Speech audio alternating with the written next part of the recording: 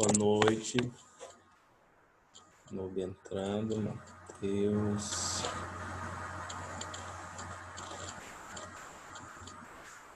Deixa eu colocar o fone. Professor, Sim. eu tenho uma dúvida em relação ao mapa mental. Sim. Ele pode ser feito por aplicativos ou tem que ser manual? Pode ser feito em aplicativo. Ah, tá, obrigada. Então, professor, eu estava nessa dúvida. Eu queria saber, tipo, não pode fazer na folha de Chamex e transformar em PDF e enviar, não? Eu vou ver direitinho essa questão e eu dou a resposta amanhã, pode ser? Vocês me cobram lá Pode. no É porque eu ia. grupo? Pode ser, pode ser. E aí, É porque fica melhor, eu acho. entendi. Nós paramos.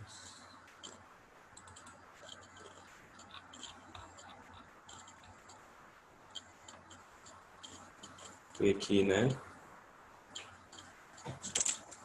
Será que tem mais alguém para entrar? Acho que não tem. Meus queridos, então vamos lá. Eu vou responder. A Fernanda entrou? Fernanda, você está aí? Não. Vamos lá. Gente, deixa eu responder essa questão para vocês aqui. Eu não digo que vocês estão errados, assim, mas na verdade estão, porque o local correto mesmo é vocês ficarem à frente do tubo. E aí eu vou explicar para vocês o porquê. Quando a gente fala, nossa, mas a gente vai ficar na frente do tubo. Se você ficar, tá todo mundo visualizando a tela? Já Sim. não. Estão, né? Tá, né, Matheus? Ótimo. Olha aqui. Se você ficar aqui à frente do tubo, o que vai acontecer? O que vai acontecer? Perdão. A radiação, vocês lembram que eu falei para vocês que a radiação X ela se propaga em linha reta? E que a radiação que nós iremos tomar é a radiação secundária? A radiação, gente, o que ela vai fazer? Ela bate, ela vem. A primária, ela é capturada e a secundária, ela bate e volta em linha reta para você que está atrás do tubo. Entendeu? Então, a radiação secundária, ela bate no intensificador e volta. Então, a gente não pode ficar atrás do tubo. É melhor a gente ficar na frente do tubo. Entendeu? No caso, nós estamos falando de hemodinâmica, com um aparelho meu aqui de angiografia. Ok? Um angiógrafo. Tá tranquilo? Deu para entender? Vai bater e a radiação vai se propagar, ela bate e a secundária que volta. E ela bate e volta. Ela volta para você. Entendeu? Então, esse é um dos probleminhas que a gente enfrenta. E lembrando, Matheus, que quanto mais distante eu ficar da fonte, melhor. Quanto mais distante eu poder ficar longe de toda essa questão aqui, melhor. Entendeu? Então, tem essa questão aí que a gente tem que se ligar, que a gente tem que ficar atento. Vamos então lá para... Então, nós iremos estudar, né, a coronária esquerda, que orienta sobre a corrente em cima, de cima para baixo, todas essas questões.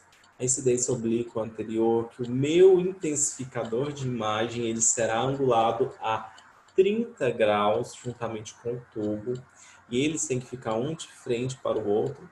E eu pergunto para vocês, onde que fica o meu intensificador de imagem nesse momento?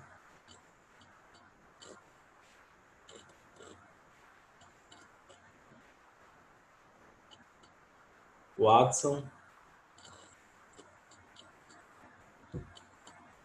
Vou olhar no chat. Abaixo do paciente. A resposta está certa, gente, do Watson? Acima? Acima, Janaína, você está certo. O intensificador de imagem, ele fica acima. O intensificador, ele captura a radiação primária. E o tubo, ele sempre vai ficar abaixo. E o intensificador acima e o tubo abaixo do meu paciente. Ok? Intensificador aqui em cima e o tubo abaixo. E outra pergunta que eu quero fazer para vocês. Qual é a angulação que eu irei fazer no meu... Ótimo, Watson. Qual que é a angulação, gente, que eu vou fazer? Na oblíqua direita e na oblíqua esquerda. Eu falei que a gente vai fazer a mesma angulação para ambas.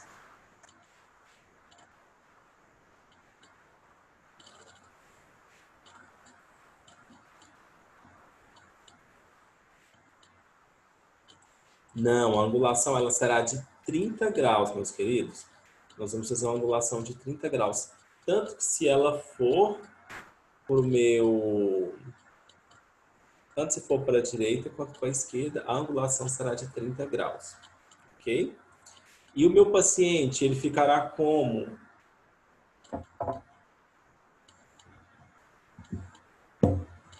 Decúbito dorsal, é? Exatamente, meu paciente sempre em decúbito dorsal. Ok? Bora lá. Vamos ver o que o Watson respondeu. Em decúbito dorsal. Parabéns, Watson. É isso aí. Porque, gente, a maioria dos procedimentos que a gente for realizar, o meu paciente sempre em decúbito dorsal. A imagem cranial, as imagens craniais, o intensificador, ele ficará inclinado sempre na direção da cabeça do meu paciente. A incidência será o quê? Cranial. Então, isso aqui vocês já estudaram sobre a questão de cranial, caudal? Já tiveram? Ou não? O caudal Então é tá. quando pega de cima para baixo, é? O caudal, ele vai ser sempre quando o meu tubo ele vai estar inclinado, o meu intensificador, o meu tubo vai estar inclinado para a cabeça e o meu intensificador está próximo à cabeça do meu paciente.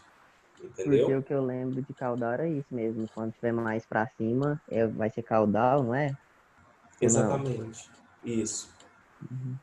Watson, eu entendi e eu imaginei. Eu falei assim, gente, deve ter acontecido alguma coisa que não está podendo participar aqui da nossa interação na nossa aula, que fica melhor, gente, porque muitas das vezes, quando eu fico falando, pensa, você fica falando de frente pro computador, você não está vendo ninguém, meio que vai dando um sono. A gente já está com aquele dia cheio e se vocês não participam, a gente vai dando esse soninho. Então, o que que acontece? É desse jeito que a gente falou, entendeu? Que nós falamos. É que quando o cranial intensificador, ele vai estar mais próximo à cabeça e o tubo inclinado para a cabeça.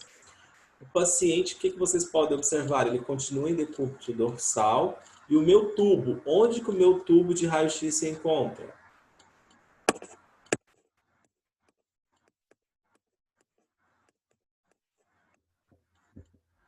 Hein? O Matheus, tubo para Watts. baixo. O Abaixo. tubo para O baixo. tubo sempre abaixo. E o intensificador de imagem? Acima. Acima. Ótimo. Isso aí, Watson. O intensificador, você quis dizer abaixo, né? Não. O tubo abaixo e acima o intensificador. Intensificador. Ótimo. Gente, até aqui tá tranquilo para vocês? Eu Por posso enquanto perguntar. tá, professor. Ótimo, eu posso perguntar qualquer dessas questões aqui na prova. Ótimo. Tá bom, tô feliz. E a Vai. caudal? Aí. Não, Hã? pode falar, pode falar. Pode falar, nada não. A caudal a gente vai ter o quê? O meu tubo ele continua abaixo do meu paciente, uma angulação girando em torno de 10 a 15 graus. E o intensificador de imagem fica acima do meu paciente e o meu paciente em decúbito dorsal, correto? Então a gente consegue fazer essa visualização, beleza? E a mudança que a gente vai ter da caudal para cranial, o posicionamento é o mesmo, vai ser somente essas angulações, ok? Essas direções, na verdade. Matheus, o que você ia perguntando? Não, não é nada não, professor. Não é nada não. Então, gente, a artéria circunflexa, toda essa questão anatômica, a coronária direita, irrigação do sistema coronariano é fundamental para o entendimento de algumas patologias. Uma das questões, gente, que aqui está falando que para a gente trabalhar dentro de uma endoscopia, de um angiógrafo, né, para a gente fazer esse procedimento, a gente precisa de toda uma equipe. E a gente não pode esquecer que a gente vai precisar de um anestesista que vai ter que acompanhar toda essa rotina, entendeu? Porque a gente vai ter os pacientes que são os pacientes letivos, né? E nós vamos ter os nossos pacientes de urgência e emergência que vão chegar para fazer procedimento. Então a gente precisa do acompanhamento do anestesista, então a gente precisa do médico, intervencionista, hemodinamicista, perdão, e nós precisamos do técnico de enfermagem, do técnico ou tecnólogo em radiologia, para fazer parte desse corpo, ok? Para fazer esse procedimento de angiografia. Lá no meu arco cirúrgico, eu também posso fazer exames de angiografia, exames não, fazer procedimentos cardiológicos também. Então, a gente, muitas das vezes, eles acabam fazendo também lá na sala de cirurgia. O arco cirúrgico, ele me possibilita isso também. Aqui no caso, vou voltar aqui, né, para o arco cirúrgico, só para me falar uma questão para vocês de radioproteção. Eu disse para vocês que o meu angiógrafo, eu vou apertar o botão e ele vai disparar uma radiação contínua, o que me permite que a minha imagem seja visualizada em tempo real. É uma imagem de fluoroscopia dinâmica, ela está movimentando, o contraste está passando, o coração está pulsando. E eu consigo verificar aquilo ali em tempo real, graças à minha radiação. Isso eu também consigo estudar. Eu tenho uma fluoroscopia, eu acho que vocês vão estudar radiologia industrial no semestre que vem. Eu não sei se será eu que irei ministrar essa matéria, e eu acho que eu já falei para vocês que eu sou especialista em industrial. E uma outra área, né, que eu tinha falado, que eu tenho experiência, as demais não. Então, a fluoroscopia ela faz parte também da radiologia industrial. Eu consigo verificar descontinuidade em peças em tempo real, soldas em tempo real, com o meu aparelho ali de fluoroscopia. Eu não vou precisar de anestesista, eu não vou precisar de técnico de enfermagem, não vou precisar de biomédico, do médico intervencionista será eu, ok? Que irei fazer todo aquele procedimento, aquele trabalho ali.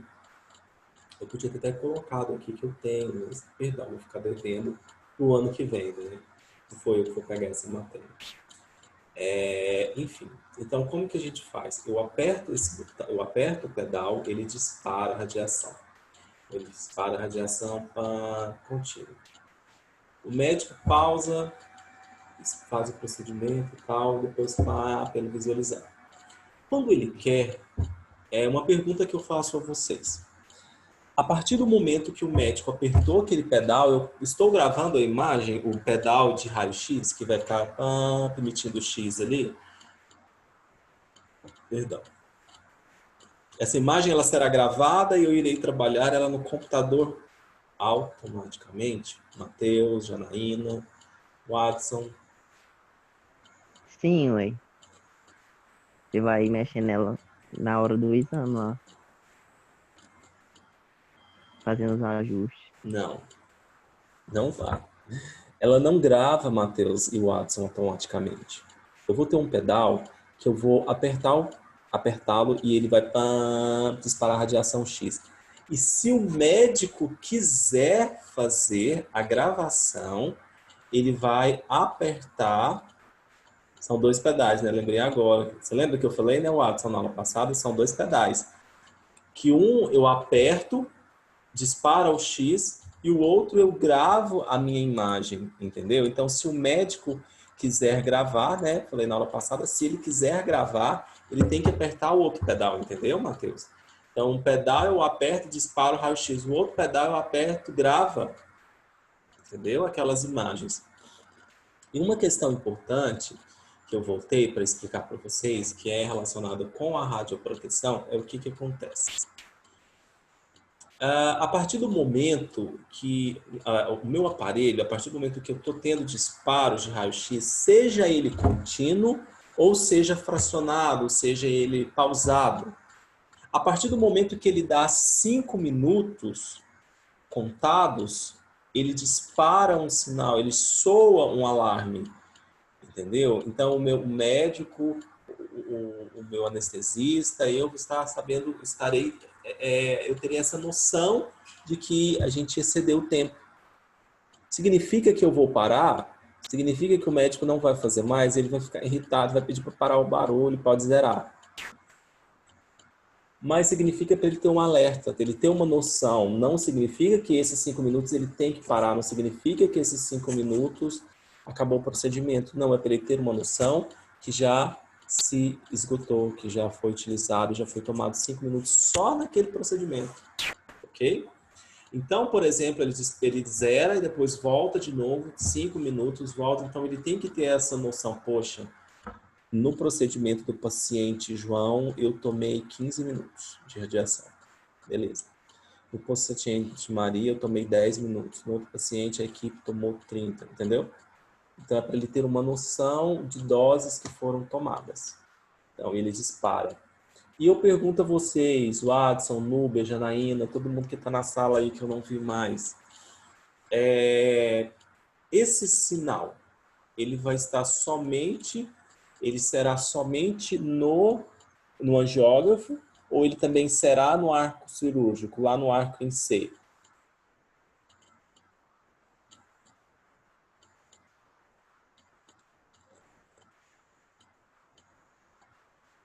Vamos lá, o Watson vai responder, gente. Nos dois, ótimo. O Watson respondeu certo. Realmente são nos dois também. Ele vai disparar lá no centro cirúrgico também, ok? Watson, você já teve a oportunidade de escutar esse alarme? Não. Mas você já entrou no centro cirúrgico com um arco cirúrgico? Não. Ótimo. Escreve outra coisa, Watson, que você escreveu e eu fechei. Não deu para mim visualizar. Aqui, apareceu o chat. Não, né? Ótimo. Beleza. Então, gente, tanto lá no arco cirúrgico, que eu vou usar no centro cirúrgico, eu também irei fazer a utilização. O arco cirúrgico, gente, ele vai servir tanto para cirurgias. Só vi um dia que fui numa clínica levar o paciente. Ótimo. Gente, o que acontece? Ai, me deu vontade de espirrar. Cadê abrir na boca? Perdão, gente. Se você tiver vontade de espirrar, funciona. O arco cirúrgico. Ai, gente, me desculpa. Me desculpa. O arco cirúrgico, acho que eu vou gripar. O arco cirúrgico serve para fazer procedimentos, cirurgias, tanto cardiovasculares, tanto cirurgias ortopédicas, né, que quando, igual eu falei, são as cirurgias que a gente acaba acompanhando muito, né, os profissionais que a gente liga, né, misericórdia do Covid. Apesar que o meu olfato nunca foi muito bom, mas eu tô ótimo, tô sentindo o gosto amargo desse café aqui. Hoje eu vou custar dormir, mas eu tenho que trabalhar, eu tenho que lançar todas as coisas no sistema com fé em Deus hoje. Eu vou lançar essas aulas, eu espero. O que eu estava falando, gente? Então, serve para cirurgias ortopédicas, enfim. Beleza, vamos lá, vamos para frente. E hoje essa caia é grande. Aqui, beleza. Vamos lá. Então, o local de punção, professor. O local de punção, prestem bem atenção, se liga. Meus queridos, eu espero que vocês não estejam deitados e eu esteja lá Não. Eu espero que vocês estejam sentados com papel e caneta na mão. E anota essa dica importantíssima. Esse procedimento de angiografia eu irei utilizar nas artérias femorais e nas artérias radiais. A partir do momento, geralmente tem médicos que optam mais pelas femorais, outros estudos falam que são as radiais, enfim. Prestem bem atenção. Não são essas, femorais e as radiais. Gente, a minha mãe chegou, teve um susto aqui agora no carro. Vocês não reparam que meus cachorros, principalmente a Lula Cristina, ela é super escandalosa. Ela vai latir pra caramba. Mas enfim. O que acontece? Essas artérias, se eu fizer o procedimento de punção na minha artéria radial, já chegou, a artéria radial, o meu paciente, ele terá que ficar, como que eu posso dizer para vocês, ele terá que ficar em repouso até 2 dias, sem ir para academia, sem pegar peso, com a mão, por exemplo, se for pela mão esquerda, artéria esquerda, ele não vai pegar peso nessa artéria esquerda. Se for direita, ele não pega a direita, ok?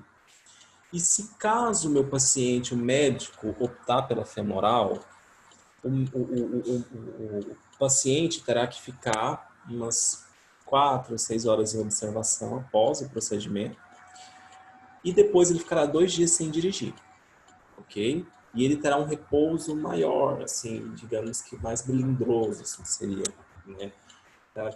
Terá que ter mais cuidados, ok? Então isso vai depender muito de qual protocolo que o médico irá utilizar. Nós iremos utilizar o procedimento de anjo utilizando o método de ultrassom também. Eu posso fazer a utilização dele. A ultrassom não será nós, né? Será o médico e a sua equipe. Agora, no caso da angio-TC, angiografia coronariana, que é uma que é mais realizada, a angiografia, que eu vou falar um pouquinho mais dela, acho que vai dar tempo da gente falar, ela é um procedimento, prestem bem atenção.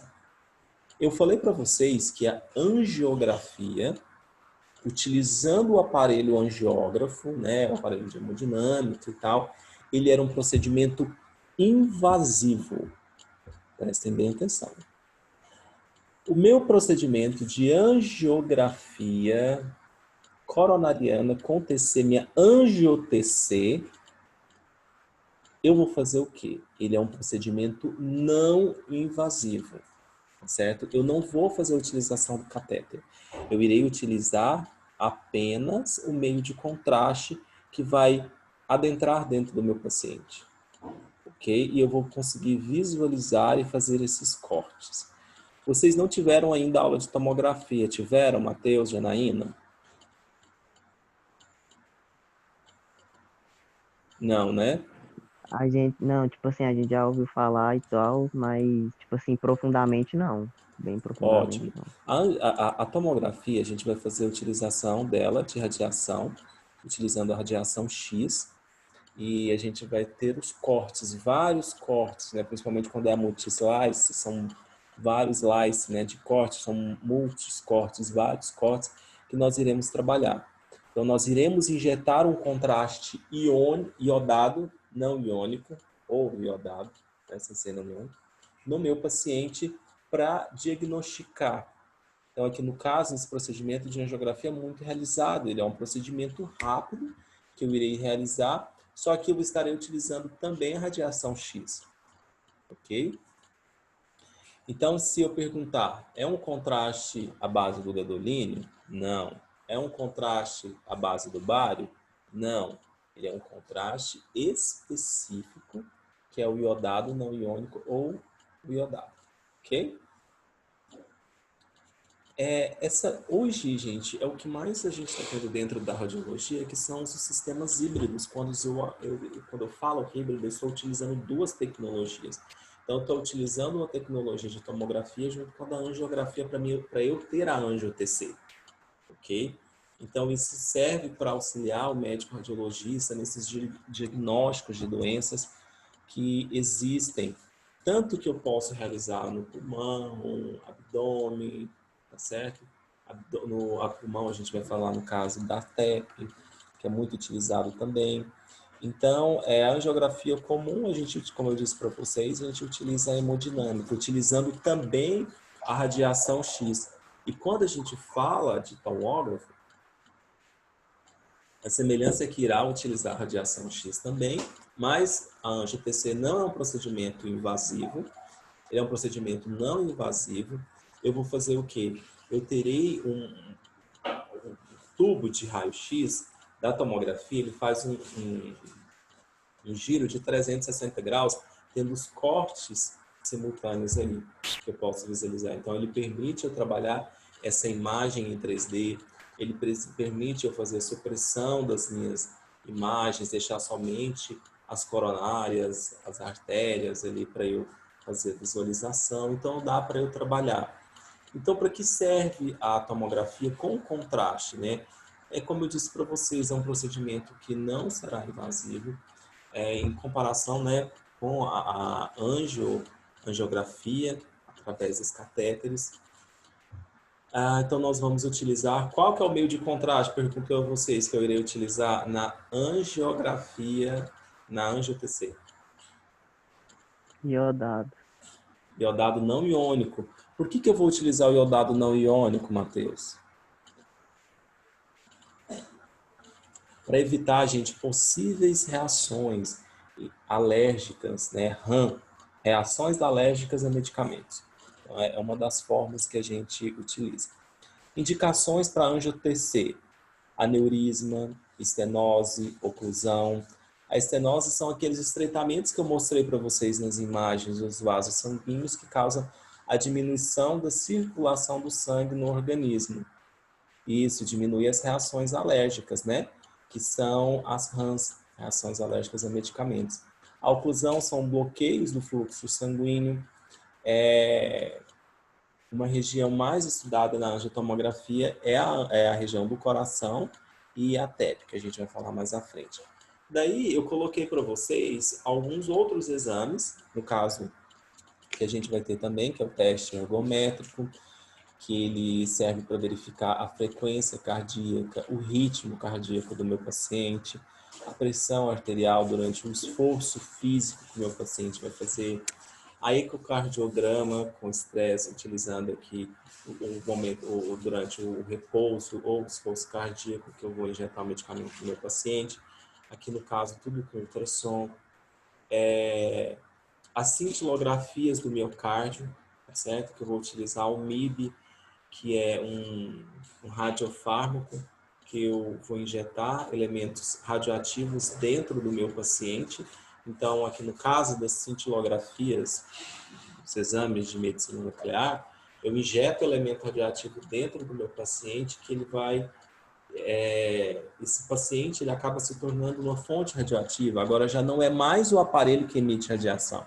Agora é o meu próprio paciente que emite radiação.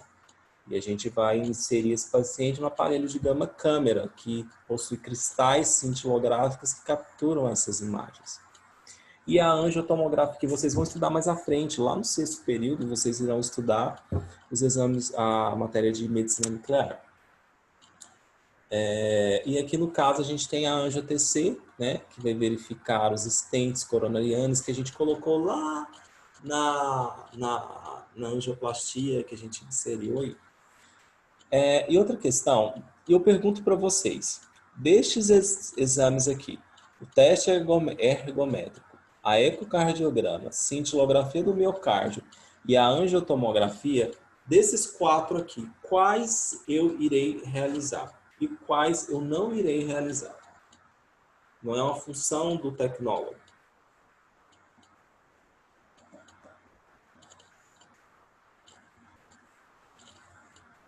Gente, 10 minutos, vamos acelerar.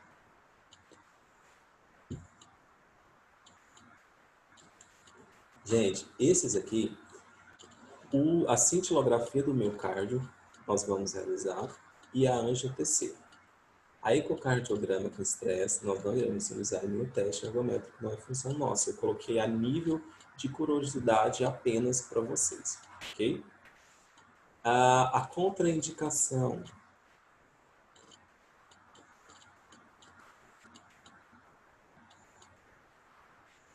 Isso, o segundo é pelo cardio. Contraindicação para tomografia, gente, com contraste, ela continua sendo os pacientes gestantes, tá certo? Então, a gente não injeta, a gente não vai expor a paciente à radiação. Ela continua sendo, a menos que ela esteja em risco, porque sempre a vida da mãe primeiro, depois da criança, né? Então, sempre tem essas questões aí.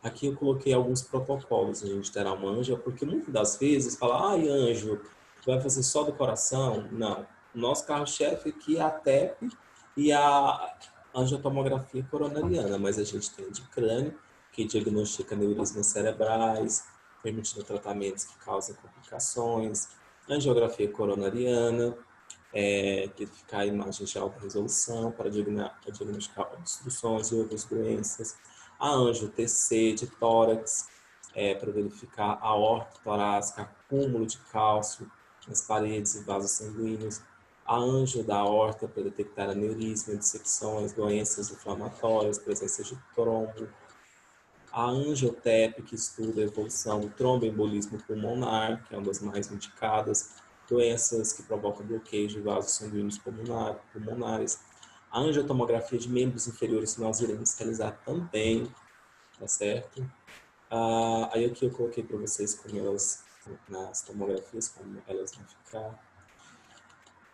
A angiorressonância. Professor, por que eu irei optar pela angiorressonância? Primeiro, porque a gente é um outro sistema híbrido também, que eu vou fazer a utilização da ressonância magnética juntamente com a anjo, tá certo? Aqui no caso, eu irei utilizar um tipo de... Vocês não tiveram aula também de ressonância magnética, né? Ok. Vocês tiveram aula de ressonância, de RM? Não. Não, né? Mas vocês têm... O que vocês sabem de ressonância magnética? Que a qualidade dela é boa. Também.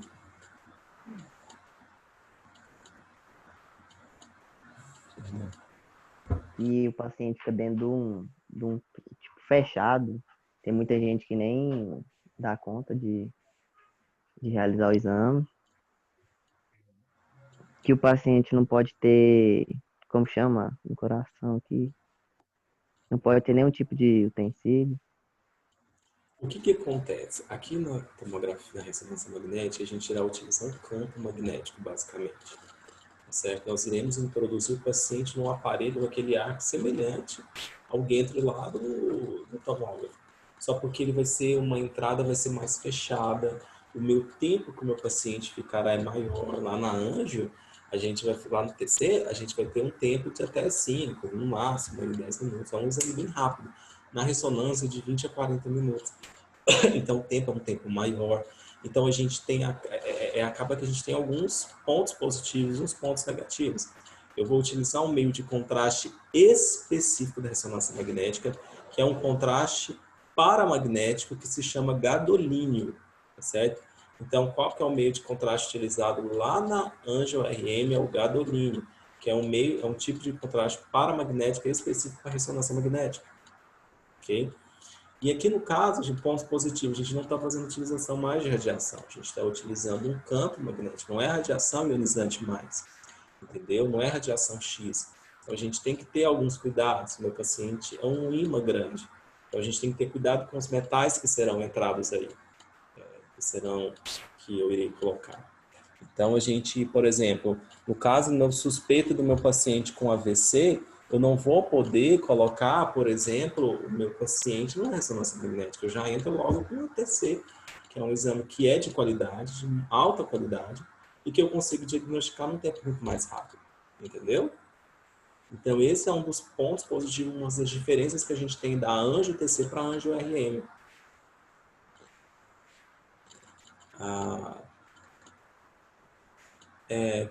As complicações que a gente pode ter são sangramentos, infecções, hematomas, né? lesões arterial, isquêmica, embolia cardíaca, isquemia miocárdia, infarto do miocárdio, dissecção da artéria coronária sistêmica, alergia ao contraste, no caso, se a gente for, no caso a gente está falando aqui do contraste iodado, né? AVC cerebral. Aqui, por exemplo, eu coloquei para vocês alguns EPIs de radioproteção. Além da gente ter aqueles cuidados que eu disse para vocês do aparelho SOAR, nós temos que estar paramentados, porque a gente tem 3 órgãos que são mais sensíveis à radiação, falando mais uma vez, o cristalino, a glândula tireoide e a região gonadal. Então, a gente precisa que o meu paciente esteja utilizando, geralmente lá no centro cirúrgico, dependendo do local também, eles vão utilizar um avental, que vai até os pés para fazer essa proteção. O certo é usar o óculos plumblíferos, só que raro a utilização, né? Então, são esses cuidados que a gente tem que ter com a nossa radioproteção. Procedimentos que nós podemos realizar: biópsia percutânea, drenagem de coleções, arteriografias, angiografias, TIPS, embolização, drenagem biliar, enfim, vários, nefrostomia, gastrotomia, tratamento de aneurisma, vários outros aí. Então, o que eu quero que vocês saibam?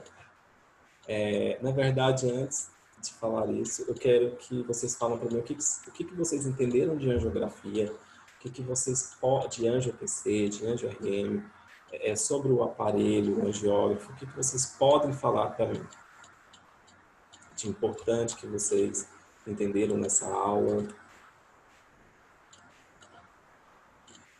Quero que vocês Do estejam... arco C, né? O arco C, pra mim, ele... Se eu não me engano, eu tinha escutado do Márcio, né?